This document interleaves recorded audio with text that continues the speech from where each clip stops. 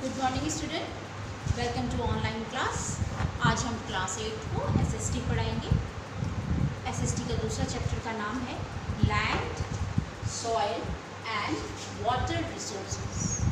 ठीक, लैंड मतलब क्या होता है? भूमि जिस पे हम रहते हैं। सॉइल मतलब क्या होता है? मिट्टी जिस पे हम लोग खेती करते हैं। वाटर यानी पानी, रिसोर्सेज यानी संसाधन। Land, soil and water resources. Land, soil and water are the most important natural resources as they provide the base on which other resources develop. ये तीनों जो हैं हमारे लैंड, वाटर, सॉइल, ये तीनों ही प्राकृतिक देन, प्रकृति द्वारा है। प्रकृति द्वारा ये संसाधन हमको मिला है। पहला है लैंड रिसोर्सेज। लैंड रिसोर्सेज किसे कहते हैं? Land is the most basic resource because we live on it.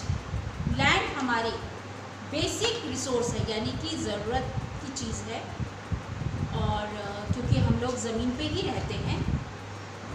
Land support forest and pastures and provides the basis for agriculture and various other human activities. Land की हमें क्या ज़रूरत होती है? ज़मीन की, क्योंकि ज़मीन पे हम रहते हैं, ज़मीन पे हम घर बनाते हैं, ठीक, और ज़मीन पे ही हम खेती भी करते हैं। लैंड पे हमें जंगल, कई बड़े बड़े जंगल दिखाई देते हैं, जंगल होते हैं, पानी होता है, और उसके अलावा आप देखेंगे जितने भी लिविंग थिंग्स हैं वो लैंड पे ही हैं, लैंड पे ही रहती हैं। You might know that land masses from only about 29% of the earth surface. हमारे पृथ्वी का 29% जो है वो हमारी भूमि है, बाकी हिस्सा जो हमारा क्या है? पानी का है। All of this land is not equally suitable for human habitation और economic activities. लैंड जो है हमारा, हमारी आर्थिक जो स्थिति होती है, लैंड की वजह से हम बहुत चीज़ें प्राप्त करते हैं। ज़मीन के अंदर आपने देखा होगा मिनरल्स मिलता है। मिनरल्स क्या होता है? जैसे आयरन है, कॉपर है, गोल्ड है, ये सारी चीज़ें जो है हमको ज़मीन के अंदर से मिलती हैं। और आयरन से हम चीज़ें बनाते, जैसे खिड़कियाँ हैं, दरवाजे हैं, प्रेस है, ये फैन है, ये सारी चीज़ें हम बनाते हैं। Areas having moderate climate level and the fertile soil are ideal for human habitation as they support a variety of economic activities.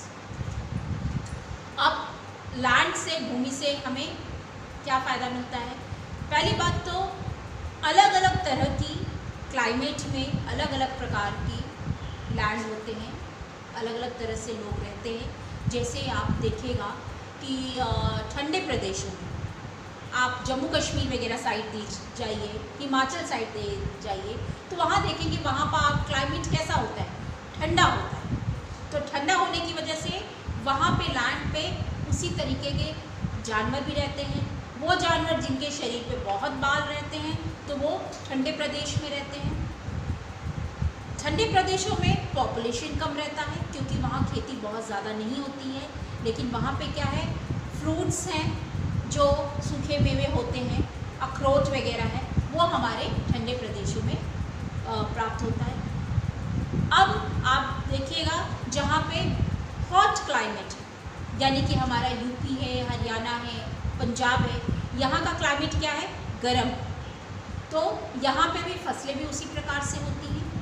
कहने का मतलब ये है कि अलग अलग मॉनसून में अलग अलग क्लाइमेट जो होता है, अलग अलग स्टेट में होता है, तो वहाँ पे अलग अलग तरह के पेड़ पौधे होते हैं, मिनरल्स पाए जाते हैं, और वो चीज़ों को हम लोग इस्तेमाल करते हैं। Depending on the characteristics of the land available for human use and the needs of the people, every country develops its own pattern on land use. अब इसमें क्या बताया है कि हम इंडिया में रहते हैं, तो हम लोग पूरी तरीके से क्या लैंड पे निर्भर हैं, लैंड पे हम लोग खेती भी करते हैं, है ना। तो इस तरीके से हमारे यहाँ क्या है कि हम लोग लैंड से बहुत चीज़ें प्राप्त करते हैं। उसी तरीके से ऑल ओवर वर्ल्ड में, कंट्री में क्या है, अलग अलग तरह से लोग लैंड का इस्तेमाल करते हैं। लैंड में हम फैक्ट्रीज़ बनाते हैं, खेती करते हैं, फॉरेस्ट हैं, ये सारी चीज़ें हैं, इनका इस्तेमाल हम लोग करते हैं। जैसे जंगल का इस्तेमाल हम कैसे करते हैं, जंगलों में आप देखिएगा कई तरह के पेड़ पौधे होते हैं जो मेडिसिन के काम आते हैं। आयुर्वेदिक जो दवाएं हैं वो आपको जंगलों में ही मिलती हैं। मिनरल्स जो है हमको ज़मीन के अंदर से मिलते हैं, तो वो मिनरल्स को हम लोग यूज़ करते हैं। तो ये सारी चीज़ें खाली हम हमारे इंडिया में ही नहीं बल्कि ऑल ओवर वर्ल्ड में सब लोग अपने अपने हिसाब से जो चीज़ें उनको ज़मीन से मिलती हैं उसका वो इस्तेमाल अपने अपने तरीके से करते हैं। In other words, different proportions of the available land are set aside for different purposes such as crop cultivation, grazing, forestry, housing, industries, transportation. हमने अभी आपको बताया लैंड से हम क्या करते हैं, जो हमारी ज़मीन होती है उसमें हम अपने लिए रहने के लिए घर बनाते हैं, खेती करते हैं, फैक्ट्रीज बनाते हैं, रोड बनाते हैं, आने जाने के लिए यातायात के साधन बनाते हैं। ये सारी चीज़ें जो है हम लैंड पे बनाते हैं। अब दूसरा है land use in India. Bharat में ज़मीन का इस्तेमाल, भूमि का इस्तेमाल कैसे होता है, क्या करते हैं। Among the major types of landforms, namely plains, plateau and mountains. Plains account for about 43% of India's land. Plateau account for about 28%. And hill and mountain make up the remaining 29%. अब हमारे इंडिया में अगर हम देखते हैं तो आप India में मैदानी इलाका देखेंगे, जैसे हरियाणा, पंजाब, यूपी, ये हमारा क्या है, यहाँ पे मैदानी इलाका है। कुछ इलाके हैं जहाँ हमारे भारत में माउंटेन है, जैसे आप देखिएगा हिमाचल साइड आप देखिए, कश्मीर साइड देखिए, वहाँ पे क्या है, बड़े बड़े पहाड़ हैं, माउंटेन है। आप थोड़ा और मतलब इंडिया के और पोर्शन में जाके देखिए, वहाँ पे प्लेटू में छोटी छोटी पहाड़ियाँ हैं, घाटियाँ हैं। तो हमारे इंडिया में मैदानी इलाका, माउंटेन, प्लेटू, ये सारी चीज़ें आपको नज़र आएंगी।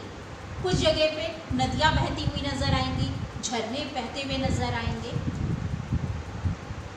More than 50% of India's land is arable. हमारे यहाँ पे क्या है कि ज़्यादातर लोग क्या करते हैं, खेती करते हैं।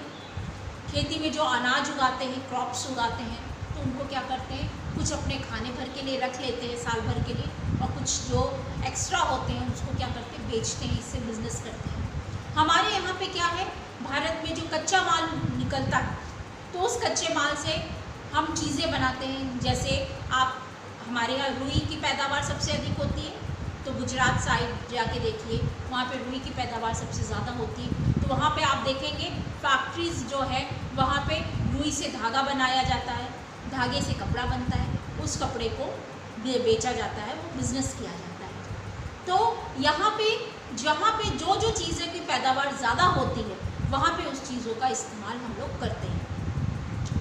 और कभी कभी आप ये देखिएगा कुछ चीज़ें कुछ स्टेट में हमारे यहाँ ज़्यादा होती हैं। जैसे आप देखेंगे बिहार, झारखंड साइड आप देखिएगा, वहाँ पे लोहा सबसे अधिक मात्रा में होता है। तो हम लोग क्या करते हैं, वहाँ से लोहा जो है हम लोग लेते हैं। दूसरे स्टेट में जहाँ पे लोहा की मात्रा अधिक नहीं है या ना के बराबर है ही नहीं, तो हम लोग क्या करते हैं, वहाँ से जो लोहा आता है उसका हम लोग इस्तेमाल करते हैं। इसी तरीके से पानी का भी है कि हम लोग दूसरी जगह से, जहाँ पे जिस जगह पे पानी अधिक होता है, हाँ जैसे आप राजस्थान वगैरह साइड में देखिए, वहाँ पे पानी की बहुत दिक्कत होती है। तो वहाँ पे अगर थोड़ी बहुत जो खेती होती है, जहाँ पे रेगिस्तान नहीं, बालू नहीं है, वहाँ जहाँ पे मिट्टी है, तो वहाँ जो खेती होती है तो वो हम पानी कहाँ से पाएंगे, तो हम लोग दूसरे स्टेट से पानी वहाँ से लेते हैं ताकि हमारे यहाँ पे खेतों में जो हो वहाँ पे सिंचाई हो सके। तो भारत में क्या है, अलग अलग का क्लाइमेट है, तो अलग अलग के स्टेट में अलग अलग तरह के लोग रहते हैं। वहाँ पे खेती भी अलग अलग प्रकार की होती है क्योंकि मिट्टी भी अलग अलग होती है। तो ये सारी चीज़ें जो है हमारे इंडिया में उपलब्ध हैं। हमारे इंडिया में क्या है कि खेती के साथ साथ फैक्ट्रीज़ हैं, कच्चा माल जो हमारे यहाँ ज़्यादा होता है वो हम लोग क्या करते हैं, बाहर विदेशों में एक्सपोर्ट करते हैं। उसके बाद है हमारा सॉइल रिसोर्सेस। सॉइल रिसोर्सेस का मतलब क्या होता है, मिट्टी के संसाधन। Soil forms the upper layer of the earth crust. Soil किसे कहते हैं, जो हमारी पृथ्वी की ऊपर की जो सतह होती है वो हमारी सॉइल कहलाती है, वो सतह हमारी मिट्टी होती है। It is made up of loose rock fragments and humus. ये मिट्टी कैसे बनी है, मिट्टी जो हमारे पहाड़ों पे से जो बड़े बड़े चट्टान हैं, जो रॉक हैं, वो सूरज की तेज रोशनी से क्या होता है, वो रॉक पे जब तेज रोशनी पड़ती है या तेज गर्माहट पड़ती है तो क्या होता है, वो पत्थर जो है उस पर टुकड़े हो जाते हैं, टुकड़ा टुकड़ा हो पत्थर हो जाता है। फिर उस पत्थर को क्या होता है, जब बहुत तेज बारिश या हवा अपने साथ बहा ले जाती है तो इसमें क्या होता है, जब आपस में टकराहट होती है तो वो छोटे छोटे चूरे यानी कि पाउडर टाइप का हो जाता है, और वो जब ऊपर से नदी बहा के लेके जाती है तो वो नीचे क्या होती है, मैदानी इलाकों में वो जमा करती रहती है, तो वो जो मिट्टी होती है इस तरीके से ये हमारी मिट्टी बनती है। Most food items like rice, wheat, pulses, fruits and vegetables are obtained from plants and use firewood। अब मिट्टी में जो हम लोग क्या करते हैं, खेती करते हैं, उसमें से अनाज निकलता है, तो उस अनाज का हम लोग भोजन में इस्तेमाल करते हैं, जैसे चावल, दाल, गेहूँ, ये सारी चीज़ें निकलती हैं। वेजिटेबल्स हैं, फ्रूट्स हैं, ये सब चीज़ें हमको कहाँ से मिलती है, मिट्टी से हमको प्राप्त होती है। मिट्टी के अंदर से हमको मिनरल्स मिलते हैं। वो मिनरल्स क्या होते हैं, जैसे आयरन, कॉपर, एल्युमिनियम, गोल्ड, ये सारी चीज़ें हमको मिट्टी के अंदर से मिलती हैं। इनको मिनरल्स बनने में भी काफ़ी साल लगते हैं, मिलियन ईयर्स लगते हैं मिनरल्स बनने में। और हमको क्या, लकड़ी भी जो है वो हमको प्लांट से मिलता है। प्लांट कहाँ पे होता है, सॉइल में, यानी कि लैंड पे होता है, जिसको हम लोग लकड़ी को खाना बनाने में भी इस्तेमाल करते हैं, क्योंकि लकड़ी जलाएंगे तभी खाना बनेगा। आज हमारे यहाँ गैस स्टोव है ना, गैस है, सिलेंडर है, लेकिन जब पहले ज़माने में जब ये सब चीज़ों का आविष्कार नहीं हुआ था, तब ये सब चीज़ें नहीं थी, तो लोग चूल्हे पे खाना बनाते थे, और चूल्हे पे खाना बनाने के लिए हमको लकड़ी की ज़रूरत होती थी। जंगलों में आप देखेंगे काफ़ी पेड़ हैं, उन पेड़ों को हम लोग क्या करते हैं, काट करके हम लोग फर्नीचर बनाते हैं। ठीक, तो अगर हम उन जंगलों को काटते हैं तो हमको क्या है कि अगर हम एक पेड़ काटते हैं तो हमको 4 पेड़ लगाने भी चाहिए। अगर हम ऐसा नहीं करेंगे तो धीरे धीरे क्या होगा, जंगल जो है हमारे ख़त्म हो जाएंगे। Each type of soil has its own characteristics and its own range of soil products। अब अलग अलग प्रकार की जो मिट्टियाँ होती हैं तो उसमें खेती भी अलग अलग तरह की चीज़ों की जाती हैं, क्योंकि मिट्टी जो है अलग अलग क्लाइमेट के हिसाब से अलग अलग रंगों की मिट्टी होती है। कहीं आप देखिएगा काली मिट्टी होती है, कहीं ब्राउन होती है, कहीं रेड होती हैं। तो इस मिट्टी में भी अलग अलग क्रॉप्स उगाए जाते हैं और उन क्रॉप्स को हम लोग यूज़ करते हैं। अब आपका क्या है, डिस्ट्रीब्यूशन ऑफ सॉइल। अब सॉइल को आप कैसे बांटोगे? Fertile alluvial soil which are rich in minerals content occur mostly in the valleys of rivers such as Ganges and Yamuna and Ganga. Fertile grassland of Europe, Asia and America. Mountainous region usually have thin and poor soil. Hot deserts have dry soil that have very little humus, while in cold desert the top soil is permanently frozen, making it unfit for agricultural use। यानी कि हम मिट्टी को अलग अलग तरह में भागों में बांटते हैं। आप देखिएगा हमारे स्टेट में पहाड़ों साइड जो मिट्टी होती है बहुत कम मिट्टी होती है, तो वो हम वहाँ पे कैसी खेती करते हैं, सीढ़ी नुमा खेती होती है, यानी कि ऊपर फिर नीचे इस तरीके से सीढ़ी नुमा खेती होती है। तो वहाँ की जो मिट्टी है वो ज़्यादा अनाज पैदा नहीं कर सकती है, तो वहाँ पे कौन से ज़्यादातर वहाँ पे फल होते हैं, जैसे अखरोट हो गया, आड़ू हो गया, ये सारे फल जो हैं ये आप देखेंगे कि ठंडे प्रदेशों में ज़्यादा होते हैं।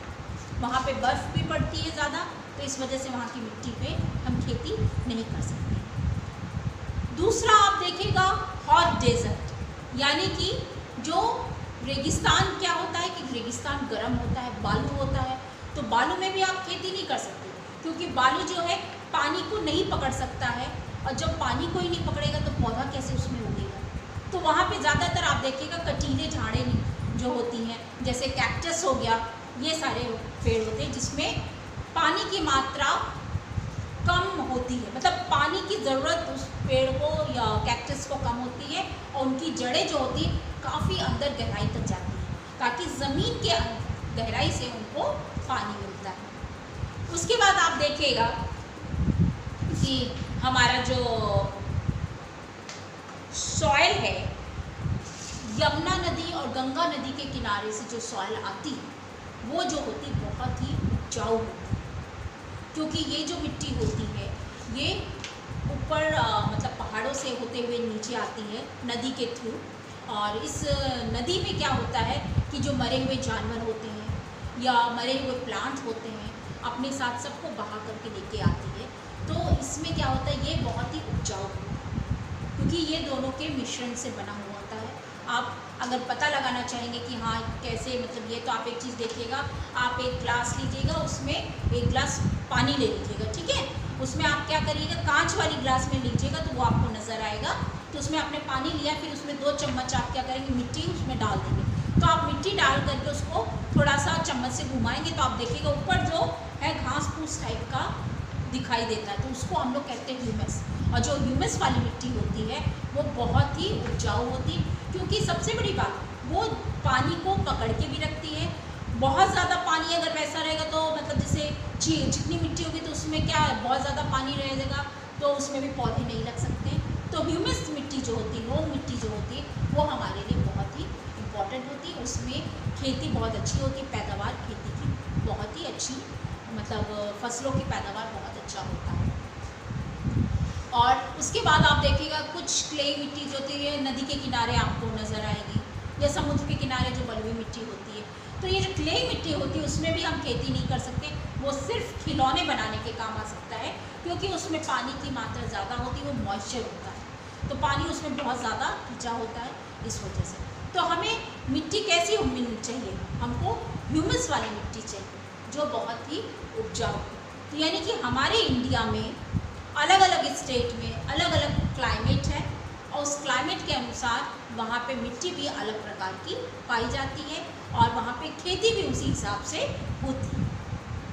आज हम ये चैप्टर यहीं ख़त्म करते हैं। कल हम आपको सॉइल रिसोर्सेज के बारे में और डिटेल में बताएंगे, उसमें हम कितनी कितनी प्रकार की मिट्टियाँ होती हैं,